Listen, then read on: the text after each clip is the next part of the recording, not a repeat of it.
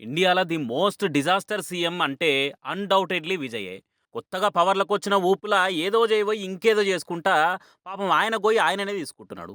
అవతలోళ్ళకు మస్తు మాట్లాడేతందుకు ఛాన్స్ ఇస్తున్నాడు. రోజుకో నిర్ణయం తీసుకుంటే పూటకింత పురాగా ఖరాబయిపోతున్నాడు. బళ్ళు, గుళ్ళు, బస్టాండ్‌లకు 500 మీటర్ల లోపున్న 711 గవర్నమెంట్ వైన్ షాపుల్ని బంద్ జేపిచ్చిండు. మరట్లా జేస్తే మందు బాబులకి ఇబ్బందయితది గదా!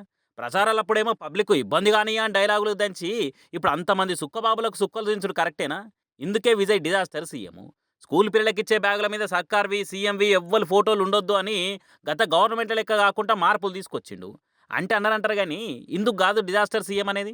మరి ఆ లెక్కన బయట బస్సుల్లా, ఇండ్లల్లా ఫోటోలు గానరాక పబ్లిక్‌ల ప్రచారం తక్కువైనట్టే గదా! కనీసం చేసే పనికి ప్రచారం చేసుకుంటేనే 10 ఓట్లు రాలుతాయన్న సోయి గూడా లేకుంటే డిజాస్టర్ సీఎం గాకుంటే ఏంది?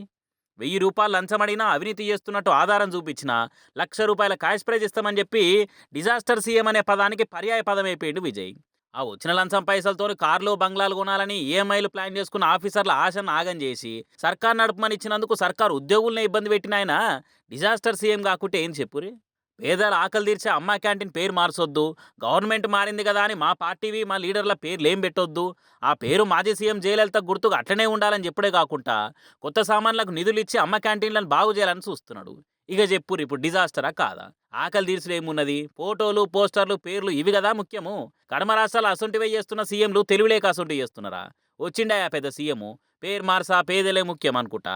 పార్టీకి పరపతి పెరిగే తీరు ఆలోచన చేయలేని సీఎం ఏం సీఎమే డిజాస్టర్ కాకుంటే? ప్రైవేట్ స్కూళ్ళల్లో అడ్డగోలు ఫీజులు వసూలు చేయొద్దు. సర్కార్ ఫిక్స్ చేసిన ఫీజులు నోటీస్ బోర్డుల మీద రాసి అంతే తీసుకోవాలి. డొనేషన్లు, ట్యూషన్ ఫీజులు అనుకుంటా రూపాయి ఎక్కువ తీసుకున్నా కానీ స్కూల్ని సీజ్ చేస్తామని ఆర్డర్లు వేసిండు ఇంకా మోతేవారి. ఈ లెక్కన ప్రైవేట్ స్కూళ్ళు దండుకునే లక్షలు లక్షలు రాక వాళ్ళు పగ పెంచుకొని ఓటేనట్టే కదా. ఇంకా కొంతమంది సర్కారులో ఉన్న మంత్రులు, ఎమ్మెల్యేలు, పార్టీ లీడర్ల స్కూళ్ళు కూడా ఉంటాయి కదా ఆ లిస్టులా. వాళ్ళని జనాల సొమ్ము ఆయనతో తిననీయకుంటే ఎందుకిన పార్టీ పెట్టి ఎందుకు ఇక ప్రభుత్వాన్ని నడిపి?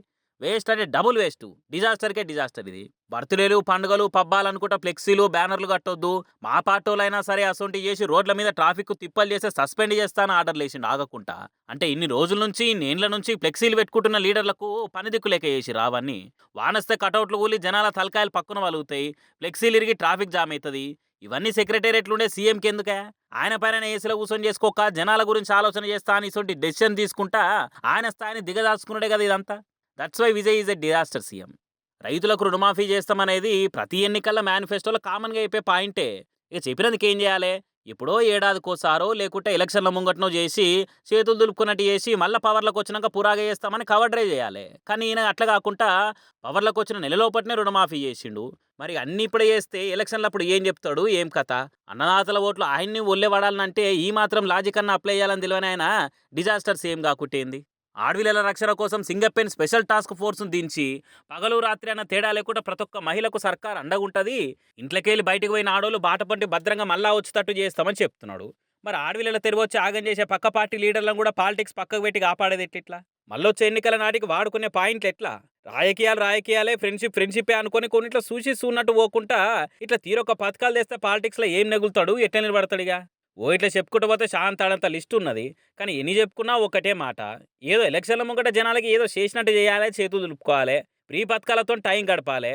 ఇంకా సింపుల్‌గా చెప్పాలంటే మన తెలుగు రాష్ట్రాల సీఎంలను చూసి చానా నేర్చుకోవాలే. అట్లా కాకుండా ఇట్లా చేస్తే బరాబర్ డిజాస్టర్ సీఎమే మరి ఏమంటారు?